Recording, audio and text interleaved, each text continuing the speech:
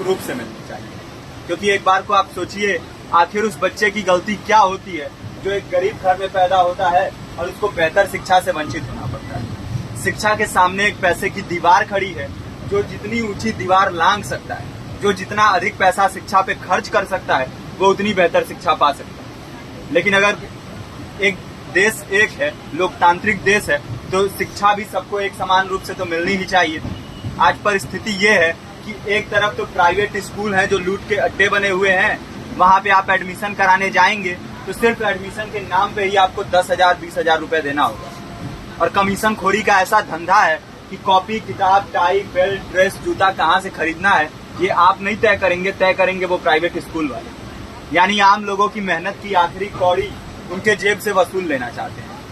और दूसरी तरफ सरकारी स्कूलों में न तो पर्याप्त टीचर है, न पर्याप्त बिल्डिंगें हैं।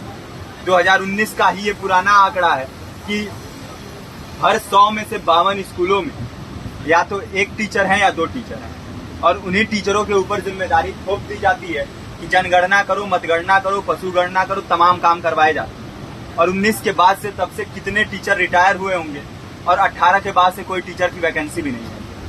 आप खुद भी सोच सकते हैं ये परिस्थिति और कितनी बिगड़ी हो। इसीलिए हम लोग ये मांग उठा रहे हैं, चाहे कोई राष्ट्रपति का बच्चा हो या किसी मजदूर का, सबको शिक्षा एक समान मिलनी चाहिए और निःशुल्क रूप से मिलनी चाहिए। प्रेमचंद ने अपने दौर में भी कहा था कि एक सभ्य समाज में ऊंची से ऊंची तालीम मुफ्त होनी चाहिए और इसका पूरा खर्च गवर्नमेंट को उठाना चाहिए, क्योंकि हमारे देश को फौज से ज्यादा आवश्यकता तालीम की है। और शिक्षा से जुड़ता हुआ ही दूसरा मुद्दा हम लोग उठा रहे हैं। दूसरा मुद्दा है रोजगार का। रोजगार की परिस्थिति ये है कि आज सरकारी सेक्टर हो या प्राइवेट, सब कुछ ठेका संविदा के हवाले किया जा रहा है। परमानेंट नौकरियां लगातार घटाई जा रही है। इसी रेलवे में 1995 के आसपास लगभग 18.5 लाख कर्मचारी काम करते थे, लेकिन आज उनकी संख्या 12 लाख थी। आप खुद भी सोच सकते हैं कितने बड़े पैमाने पे परमानेंट पदों को घटाया जा रहा है। और आज आलम ये है, एक तरफ लाखों पद खाली पड़े हैं, फिर भी कोई वैकेंसी नहीं निकलती। जो वैकेंसियां निकलती हैं उनमें भ्रष्टाचार होता है, पेपर लीक हो जाते हैं। RO, UP police, BPSC, SSC, CGL, ऐसे तमाम पेपर लीक हो चुके हैं, आप लोग भी जानते ही हैं। अभी नीट की धांधली में ये पता चला कि एक एक पेपर 30 लाख से 50-50 लाख रुपए में बेचा गया। हम और आप तो ये पैसा नहीं दे सकते। पूरी की पूरी कारस्तानी सरकार, प्रशासन, शिक्षा माफियाओं की होती है। और भुगतता कौन है? आम घरों के लोग, जो लोग सालों साल तैयारी करते हैं, दिन भर में 10-10 घंटे, 12-12 घंटे पढ़ते हैं। और इतनी कड़ी मेहनत के बाद, सालों साल की मेहनत के बाद उनके हाथ लगती है तो सिर्फ हताशा, निराशा, अवसाद।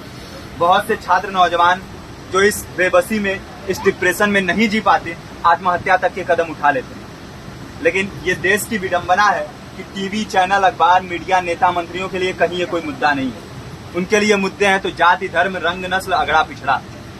आज जब पूरी परिस्थिति इतनी भयावह है तो ये जरूरी है कि लोगों के बीच में जाया जाए, लोगों को संगठित किया जाए और एकजुट किया जाए। क्योंकि आज अगर अपने मुद्दों पर बोलेंगे नहीं तो कल को ये परिस्थिति और बिगड़ेगी। हो सकता है ले दे के अपनी जिंदगी तो हम लोग काट ले जाएं, लेकिन आने वाली पीढ़ियों को क्या भविष्य देके जाएंगे, ये भी सोचने वाली बात है। हमारे साथी ने आपको पर्चा दिया है, पर्चा आप तक पहुंच गया है। पर्चे में और भी बातें हैं, इसको पूरा विस्तार से पढ़िए।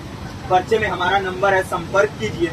फेसबुक का, इंस्टाग्राम का लिंक है, आप वहां पे जाएंगे तो आपको पता भी चलते रहेगा कि लगातार किन किन माध्यमों से हम इस अभियान को चला रहे हैं। नुक्कड़ नाटक, संगीत, शिक्षा सहायता मंडल, लाइब्रेरी, तमाम माध्यमों से इस अभियान को चला रहे हैं और कोशिश कर रहे हैं कि बड़े से बड़े पैमाने पर हर जगह पे लोगों को संगठित किया जाए और एकजुट किया जाए। आपके बीच भी आए हैं आपका साथ और सहयोग दें। साथ इस रूप में कि आप भी हमारे इस कारवां और इस मुहिम से जुड़िए।